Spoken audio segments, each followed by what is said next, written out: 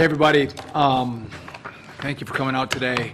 By way of introduction, I want to introduce you to Jesse Elison. He is the Chief Counsel for our Federal Motor Carriers mode here at DOT.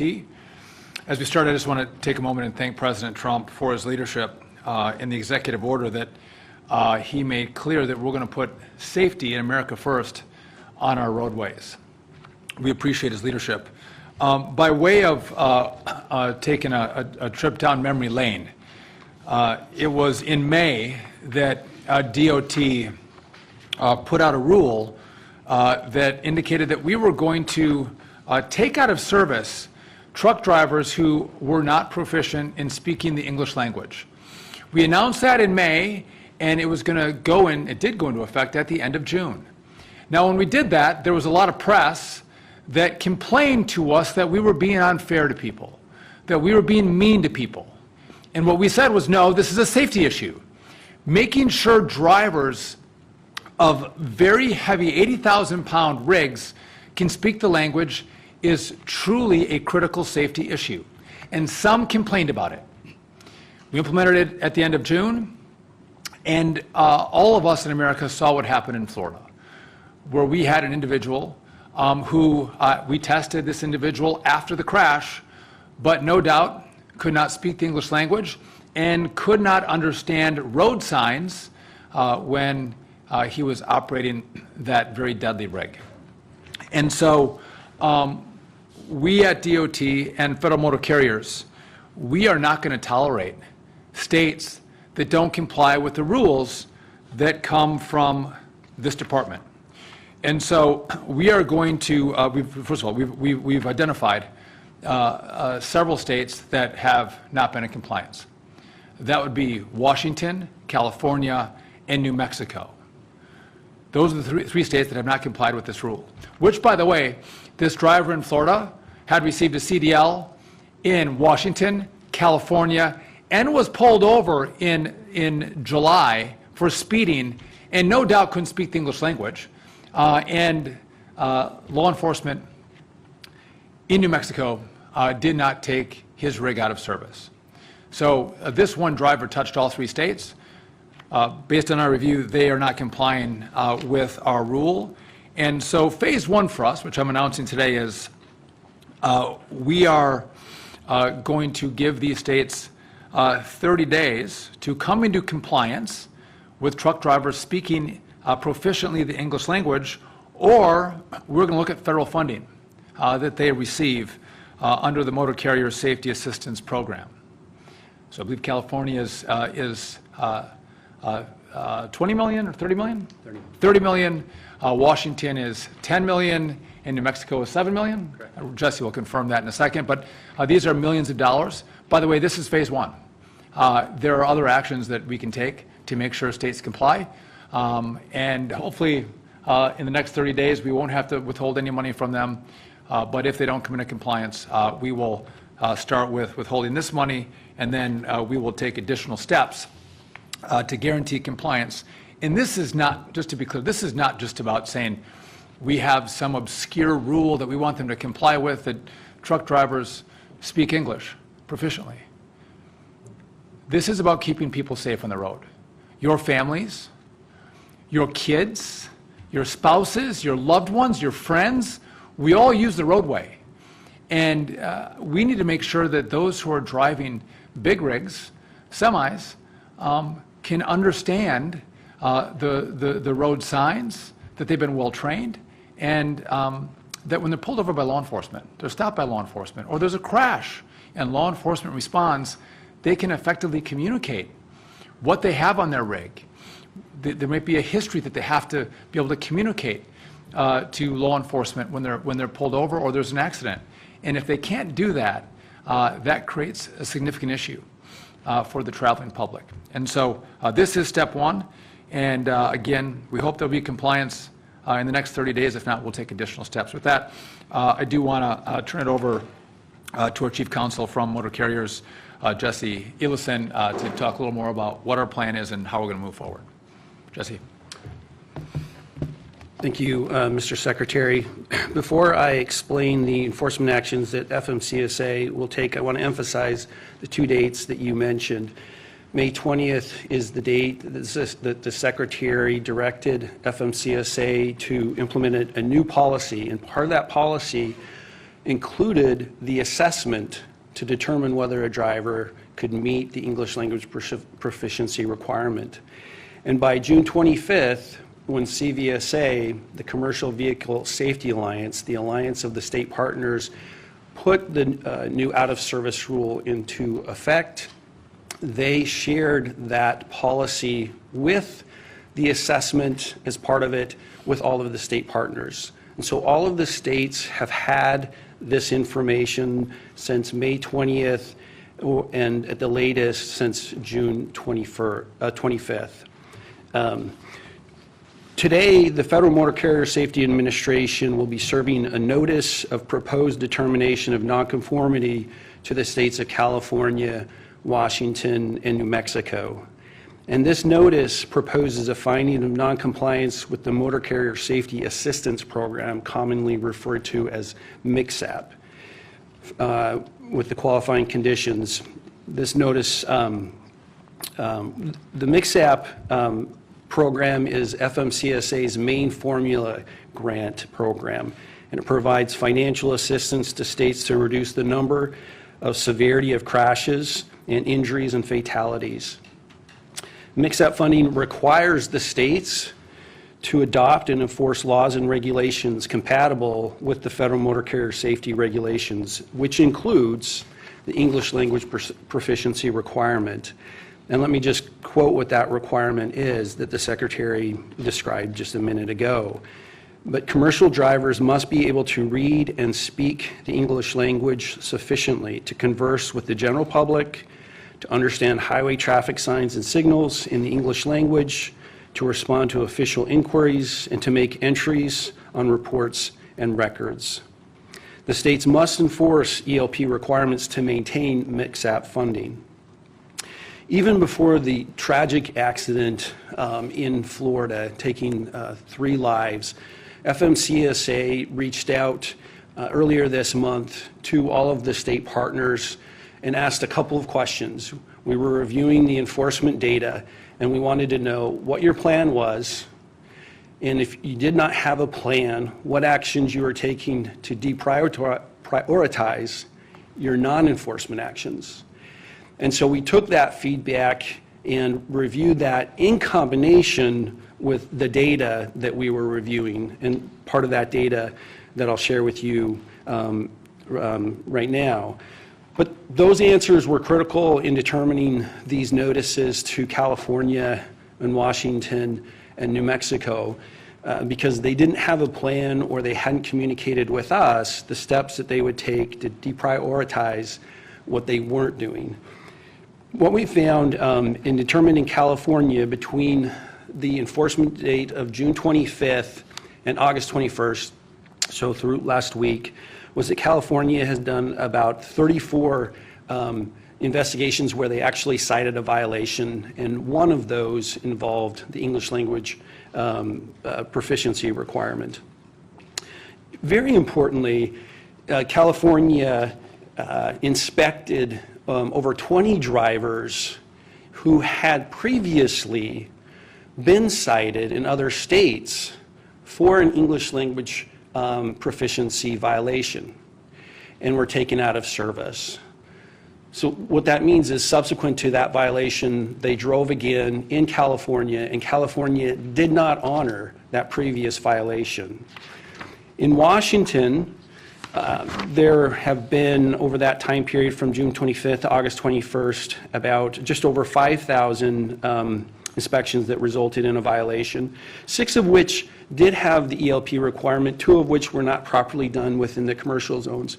But like California, Washington had at least 4 drivers that come into their state who had previously been cited for an ELP requirement violation and put out of service. And they did not respect and honor that previous violation. In New Mexico, over that same time period from June 25th to August 21st, New Mexico has provided 0 violations out of over about 5,000 inspections. And like Washington and California, drivers came into New Mexico, about at least 7 drivers who had previously been cited and put out of service for the English language proficiency requirement, and yet New Mexico, just like Washington and California, did not honor that previous violation and returned them out of service. Just to underscore this point, if an out-of-service violation could be various citations, it could be breaks. No state officer is going to look at a previous citation of a brake violation in a state a month before they're doing their inspection and then just not inspect the brakes and just let that driver go on their way. And yet, all 3 of these states are doing that. And they're allowing people to be on the road that were taken off the road. So all 3 of these states will have 30 days from the notice that we send out today to respond to the agency and to provide a corrective plan. And after that 30 days, FMCSA will make a final determination of nonconformity and impose the appropriate sanctions that can be up to withholding all of the MCSAP funding. And as the Secretary said, that's just over, I think, $33 million in California, $10.5 million in Washington, and I think $7 million in New Mexico. We anticipate all of the states coming in compliance. We do not want to penalize the states. We want the states to comply and to enforce the English language proficiency requirement, which is directly related not only to the safety of the citizens of their states, but the citizens of all of the states around all of the United States with drivers driving into those states. And that covers the notices. Wonderful. Just as a quick note, we have so many great people who work here at DOT. Jesse and I have worked arm in arm for the last 7 months together. You haven't met Jesse yet. You met him today, but this is the hard work and the dedication that our team puts in to make sure our rules and regulations are appropriate to keep people safe. I just want to, I'll take your questions in a moment, but again, we have drivers that were taken out of service because of English language proficiency. They go to one of these 3 states and they're pulled over again. So their records are run by law enforcement. Of course, that's what law enforcement does. And so law enforcement in those states sees this is a flashing light. Listen, this person, this driver was taken out of service in a different state because they couldn't speak English. And what do? Nothing. They turn them loose, put them back on the road. We've also asked for plans from these 3 states to which they have not provided them, which has indicated to us that there has not been a willingness to comply with this rule. And so this is phase 1. We do want compliance. We don't want to take away money from states. But we will take money away and we'll take additional steps that get progressively more difficult for these states. There's a lot of great tools that we have here that we don't want to use. We just want to keep drivers safe, not in just red states. Americans drive in all states. And California, Washington, and New Mexico, Americans drive in, and they deserve to be safe in those states like in every other state. So with that, I will take a couple of your questions. Yes? I'm Pavanachari with Politico. Reference that this announcement is phase 1. What are issues that you would like to take to see this forward? So this is the only phase I want to take. And we're giving 30 days for compliance because I don't want to take away their money. I don't. I want them to get these resources. But if not, this will be phase 1. I'm not going to lay out all of the phases that we have, tools that we have to garner compliance, but we have wonderful tools that will make it very challenging for states to do business if they don't comply. And I have a follow-up. So 19 states in the District of Columbia currently don't consider immigration status when issuing commercial driver's licenses. Is DOT looking into ways to make those states consider immigration status when issuing commercial driver licenses, and if so, how? So again, Jesse might have a different answer, or will supplement mine. We need congressional assistance on this, but of course, I do think we should be a U.S. citizen or be legally in this country if you're going to drive. We have a number of other issues that we deal with our partners to the north and to the south that we are trying to unpack and make sure our laws are complied with. As I've found out now very quickly from Jesse, this gets very complicated very quickly. But we are putting every asset in place to make sure that we get compliance and get anyone who drives in America to follow the law. Jesse, do you have a? I would just add that the rules are very clear on what's required of issuing a CDL and a non-domiciled CDL. And those requirements are a very important part of the national audit that we're doing with the issuance of those licenses. Yes. Where are you at with the audit? What, non-domiciled? We're making progress, and we'll have some updates in the very near future. But we've done a number of states. We still have a lot of states to do, but we do, and we'll have an update in the very near future on that. And then in some of my reporting, it's come to my attention that there are with the ELP that can only be enforced by CVSA inspectors. That in states like Wyoming, I was listening to a hearing last week. They're trying to pass a state law because a state policeman or sheriffs can't pull someone over for violation of an ELP, and it's happening. They're going in different areas that aren't in their states.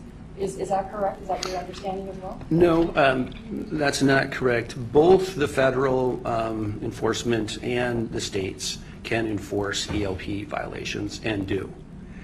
What's really important is that the CVSA, or the Commercial Vehicle Safety Alliance, they are the ones who set the standards for the North American out-of-service criteria. And that's why it was significant for them to start that date of enforcement on June 25th. And so, You don't have to be a federal inspector and do an inspection to pull them off the road. It can be a sheriff's. yeah, most of our partners are state and local partners that are performing the ELP assessments. And just real quick, the assessment actually only is triggered when there's a challenge to communicate.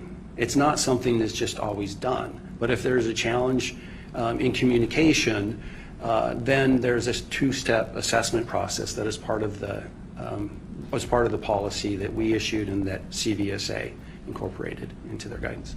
And one last question. Okay, so the violations of the out-of-service orders that you mentioned in the 3 states, do you know were those like non-domiciled, work visa CDLs or?